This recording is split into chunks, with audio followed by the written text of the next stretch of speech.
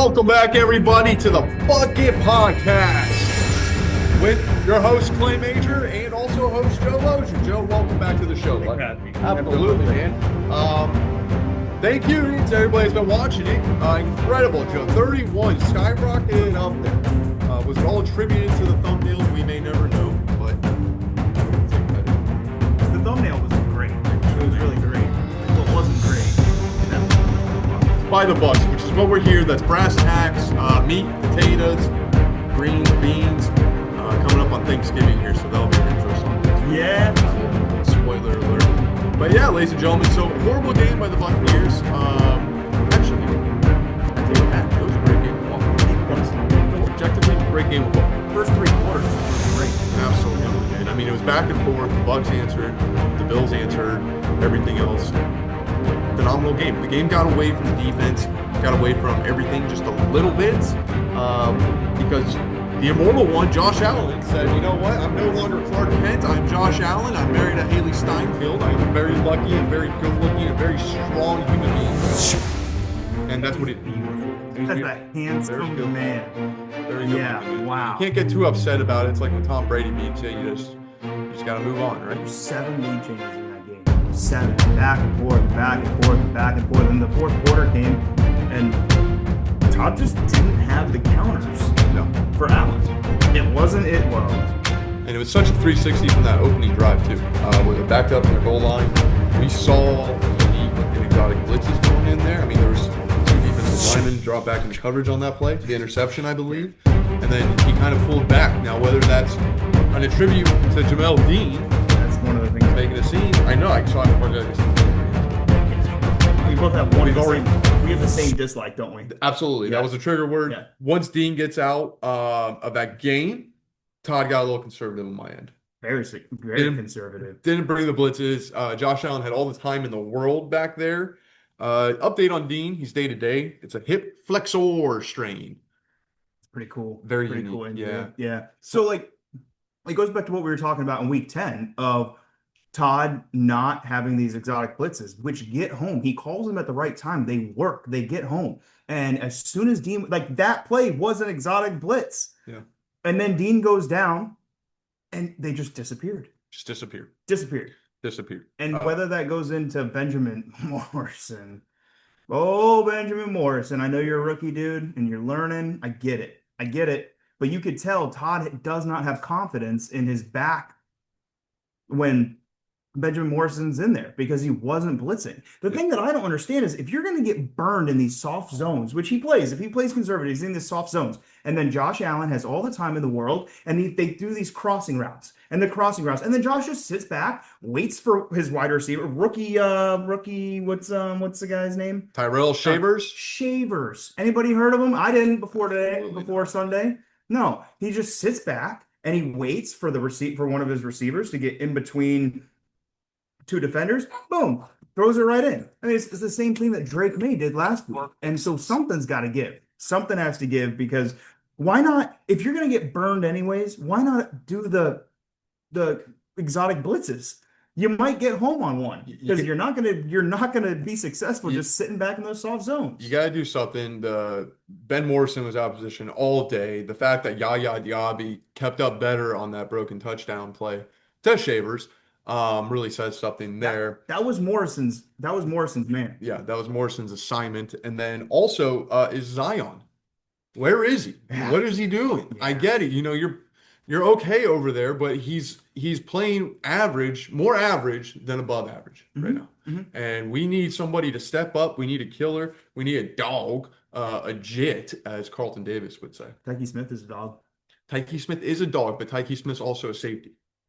Yeah, I know. Tyke Smith did not hit his tackles this week. I hope you didn't play the over on his tackles. Yeah, the second time all season. Yeah. No, when they jacked it up to 7.5 instead of 6.5, we should have known. Let's continue. Let's continue on with the dislikes, if you don't mind. Sure. Another dislike here. Speaking about that killer mentality, lack of sacks in this game. Lack of sacks, and also as you mentioned, aforementioned here hitherto earlier, no pressure on Josh Allen. No. All day to throw. So we got to get better there. We have to bring pressure. How much would a Kalijah Cansey help this team right now? Yep. Oh my goodness. Yeah. Leaps and bounds. Leaps Yeah. and bounds. Also getting Hassan Reddick back will be very nice It too, will be. which potentially could be this Could week. be. Yeah. Could be. Uh, oh, how about kicking the kickoff returns? Listen, How does O'Shaughnessy no, it's McCoffey, however you pronounce it, came from New York, who had a bad special teams unit last year. Why we hired him, who knows? dude. And Yeah, Riley Dixon was his punter in New York too. Riley Dixon Yeah, was yeah, yeah. there. Still couldn't get the ball off. But never mind. Returns of 61, 44, 43, and 33 yards. That's a 39 average per return. Just kicked the ball 39. out of bounds. You could have gotten a penalty on those kickoffs and they would have returned, they would have gotten the ball with worse field position. Average starting field position for the Bills was the 44-yard line. Their 44-yard line. So that's Touchbacks. 16 yards to get If in you the kick field. touchbacks every time, you would have saved yourself 9 yards every possession. Yeah. 234 yards in kick coverage is definitely not going to do it. That's insane. 234 yards. My goodness. I can't believe that happened. So that was insane. Also on the season, speaking of special teams and McCoffey, excuse me if I mispronounced your name, sir. We are giving up 29.1 yards per return. Not good. Not good. That's 30 yards. So if they Yeah. catch at the 10, they're getting into the 40. Yeah. Need I say more? That's mathematics stonks. Joe, lastly here, once again, not converting inside of the 10-yard line and not converting off of turnovers. Yeah. We had 2 turnovers in this game, only got 3 points. One of those turnovers was inside the 10-yard line, which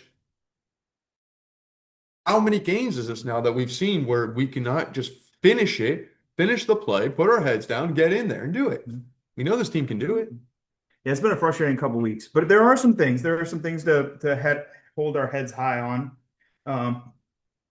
I would say, oh, Baker looked like Baker again. That was Man, cool. better Mayfield, better runner, Yeah. Baker Mayfield. Yeah. When he needed to, he's not a scrambler, but like you could just tell, I don't know, just watching it, you could see that that dog was back in him. And when he needed to pick up that first down and picked up that first down, dude, you gotta stop diving into the end zone like that. This is week 11 of the regular season.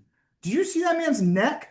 Yeah, no, it was rough. Twist and It was a full scorpion. Full scorpion. Bro. Put that on ridiculousness. I do think Mayfield saw Josh Allen going early and how he was playing, which was MVP level. Yeah. And I think that actually inspired him there. So that could explain that. Yeah. But on the day, Buccaneers had 202 yards of rushing, which is great. Well, you want to see here. Yeah. And Sean Tucker, my man, 106 yards, 2 tutties on the ground, plus another 28 receiving and a tutty. Yeah, that was sweet. Through the air. Which leads me into the thing that I liked was that run, one of his touchdowns. It was the 30. What was it? It was on the 43-yard run. Tristan Wirfs, left tackle. The run was to the right, and Tristan Wirfs slid over as a lead block, pancaked Jordan Poyer. Jordan Poyer? Yeah. Pancake Jordan Poyer, made him look like a little kid. And as soon as he pancaked him, Sean Tucker goes running by him. Tristan Wirfs jumping up in the air because he knew he just had to get that one block, excuse me, and he was off to the races. And that was beautiful. The video from the Bill sideline encapsulates everything that's great about the man. He is an Iowanian thoroughbred.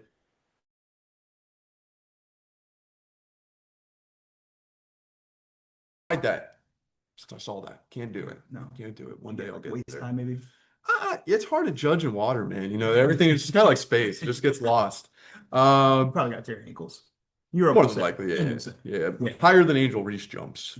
Want to end this here for the thing I like because there wasn't too much. Like I said, we did lose 44-32, Joe. But one thing I liked on the defensive side was Jacob Parrish. Yeah. He's good, man. Yeah, he got his first interception. First interception through his 10 games, Joe. I'm going to read you these stats, and you tell me if this is not a Pro Bowl caliber cornerback coming into his own. Through 10 games, he has 44 tackles, 7 TFLs, 4 passes defended, 2 INTs, 2 sacks, 1 pick. Yeah, that's awesome. Incredible. From a rookie 2 sacks. 2 sacks. 2 sacks. Exotic blitzes work. Absolutely, especially when you have the personnel, and Jacob Parrish is going to be good, man. Good job, Jacob Parrish. Put that on it. Nice. You don't get the game ball this week, though. Joe, who gets your game ball? I have two guys. Spit them out, Because bro. kickers are people too. Tell me, matey. The kickers get my game ball. Chase, perfect again. Imagine that. Huh. And then Riley Dixon, I cannot believe I'm giving him. It's kind of like a combo, a kicker combo. Kickers are people too. Riley Dixon looked good out there. He didn't get anything blocked, which is awesome. Even though there was a couple of times, the man looks like a sloth when he catches the ball. Has no sense of urgency, but didn't get anything blocked, so that's cool. We like that. 3 punts inside the 20, and fourth one got knocked out for a fumble because it was good, perfectly lined up for the coverage. Yeah, so yeah. And then two of them they pinned inside the 10.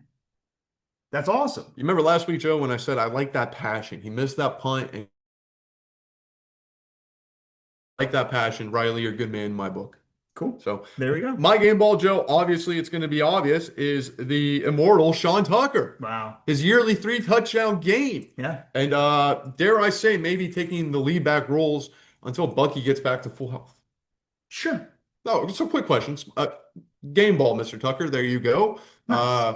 Very happy the heart disease was not serious and that you're playing football again. Sucks to all those other teams that didn't take you. Good for us, son. All right, matey. That's a steal on the 7 Cs. Like that little, I do. piratey. I do. So should Sean Tucker, going forward, be the Bucs running back? I guess that'll be my question before we get to the Rams preview. I think it's clear that without Bucky, Sean should be first and second down, and Rashad should be third down, unless it's like an obviously passing situation on first or second down. Because like he can catch passes. He caught that 43 yard. Yeah. 2 for 34. Yeah. So on both the targets. It's obvious that Sean should be our first and second down back with Rashad coming in on third downs. But what's going to happen when Bucky gets back? It might be this week. I think you had to ease him back into action. I really do. I know it's a tough matchup, but I think you got to ease it. A lot of decoy stuff, It'd be crazy. Stuff. It'd be so crazy. But like, what if you had Sean do first down, Bucky do second down, and Rashad do third down? No, don't do that. Please don't do that. Yeah, don't do that. That doesn't sound like a recipe for success. It really does. Now, ladies and gentlemen, we're going to get out of the crazy realm and back into reality. We're riding this ship through the storm. Joe, we have a tough matchup. Probably the second toughest on paper, if you would ask me. Who's toughest? Or one of the two toughest. Bills. I would say the Bills. I do still think they're that. And the Lions have a good case, but I think the Rams are ahead of them. Yeah. And this is a team that's always had Todd Bowles and the Bucs number, it feels like. Yeah. Feels like that's the monkey on our back is the Los Angeles Rams, who are 8-2. We're playing them at home and SoFi Stadium in SoCal Inglewood. The Buccaneers are 6-4, Joe. What's your keys? What's your thoughts on this game for the Bucs to succeed and hopefully come out of here with an upset? I'll bring it back to something that you asked me 2 weeks ago, or I guess with the bye week, 3 weeks ago. Okay.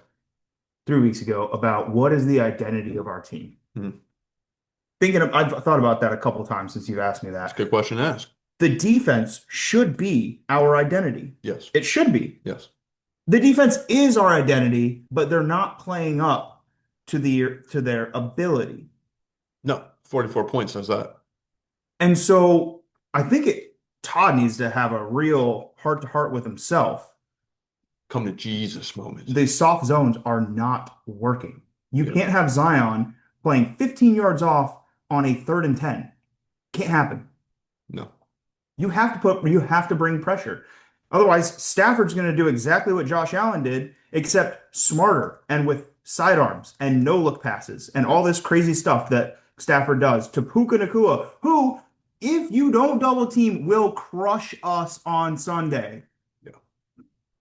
Crush them on Sunday because I'm not playing. They are. You can't be bad on defense against the Rams. Matthew Stafford's going to blow you up. I think he hasn't thrown a pick since week 2 or so. They're on a 5-game winning streak, and you just cannot let them get going. That's one of my keys in this game is our back 4, including the safeties, the cornerbacks. Can they keep up with the likes of Puka Nacua? Can they keep up with Devontae Adams? That's going to be crucial. If Jamel Dean was in, Jamel Dean can guard Devontae Adams. Nobody can guard Puka. Nobody can guard Puka. Nobody can guard Puka. You can try, but you And can't if guard him. if I see Servassier Dennis lined up with Puka in the slot, I might not have a TV. Hey, Servassier was out of position, got a pick. Great. You can't beat that. Josh Allen threw a loaf of bread with two hands to get that. Well, that was Jacob Parrish. Tyke broke up the pass that Servassier came down with. Two picks in that game. You might have forgot because Josh Allen still scored 60 points in fantasy. No, we did.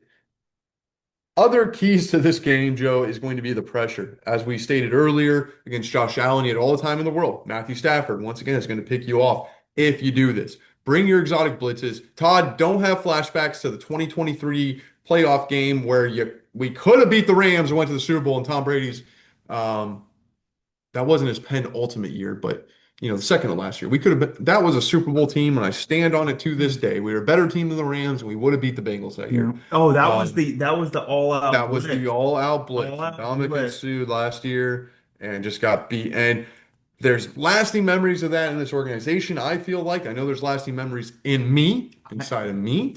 I went to the bathroom thinking that we were going to overtime. I come back and I'm standing at the top, right below the pirate ship. I walk back and I think I heard it. I heard it in the bathroom. The broadcast ripped off, like announced that the first like 40-yard play to Cooper Kupp happened. And I was like, no, this isn't happening, right? And I walk back up. I'm walking back to my seat and I'm watching.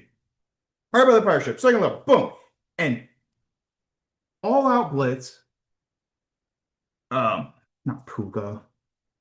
Cooper Kupp. Cooper Kupp Cooper did it Kupp. again. Two girls, And one now cup. I couldn't even go back to Messia. Just stood there and watched Matt Gay kick the game-winning field goal. It was very gay at the time. So, Very happy for the Rams. I'd like to see us kick the ball into the end zone for touchbacks. Take the ball to the 35. Yeah. I don't care. 35 is better than 44. They're 6 yards from midfield. Don't let them do it. Yeah, do something. I mean, the Steelers did something 2 weeks ago, I think, where he kicked it out at the 5 or something, and they add 20 yards onto it. It's some kind of rule break, and why more special teams coaches don't do it is insane to me. It's insane to me. You look at that replay, and the special teams coach is celebrating a kick going out of bounds, right? You would think like, why? Why is he celebrating? Why is he so happy? Because he knows the rules. And the team, I think it was the Bengals, maybe. It doesn't matter. It's the Steelers. Who cares? Who cares? But yeah, that's a good special teams coach. My last point in this game, Joe, is going to be sustained run success.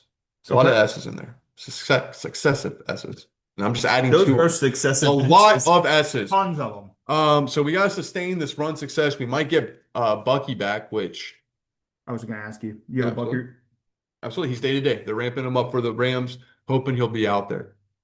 Don't count on it. Todd said something, don't quote me. He said something before the Bills game that was to the likes of, we don't know because he hasn't gotten hit yet. So he has to get hit for us to find out. Well, he didn't bring him back for Buffalo. If he's got to get hit at some point, he's got to take a hit to find out.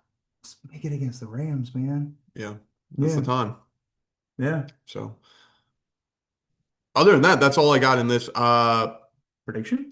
I'm predicting a loss. All I can tell you, Bucs fans, is just go into this one with the mindset that we're probably going to lose.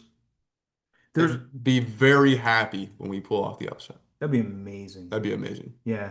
Yeah. I'm not extremely I'm definitely not confident in a win. I would love to see it. I'd love to see a bounce back from that fourth quarter debacle last week. But I do think it's going to be a high scoring game. And that being said, as soon as I think it's going to be a high scoring game, just hit the under on everything. Because I think it's going to be over on everything. You just hit the under. Yeah, maybe like 31-34, 31-34. 31-34. Close, because Baker looked good last week, man. 31-34? 31-34. A 65-point game? 31-34. Baker looked good. Well, I just don't think that we're going to be able to stop their offense, man. Yeah. Prove me wrong, Todd. Prove me wrong. I don't think that the Bucs are going to be able to stop that Rams offense. So, and then Jared Verse and who's the other guy they got next to Jared Verse? The other guy from FSU? Brandon Fisk. Yeah. Yeah, They're the gonna be kingpin bringing himself. pressure. Thank God we got Tristan Wirfs, man, and Luke. But yeah, it's gonna be an interesting one. Yeah, 31-34. I would love to see us to see the win. We're not gonna come here and sugarcoat it. What do you guys think? Leave a comment Absolutely. down Before below. you do, though, I'm going to go 26-20. Okay. It's going to be the under. I think it is going to be a close game. But I do think the Rams are going to pull this off. Yeah. So 26-20, 31-34. And we'll do it. We both picked the Bills that we would predict that Bills would win. We did not unfortunately predict the Patriots, but we're getting there, ladies and gentlemen. Yeah. So, Joe, any like, subscribe, leave parting what words? you guys think? Is there a segment of the show that you guys want to see added in? Walk the plank. And then walk the plank, because we don't care. I'm kidding, we care. Kenneth, Mean Gene Deckerhoff, this is your host, Joe Loader. I have been Mean Gene Claymaker. Fire them cannons, Joe. We'll see you all next week, ladies and gentlemen. Let's kick that Rams and skin them and goat them and use their horns as cops.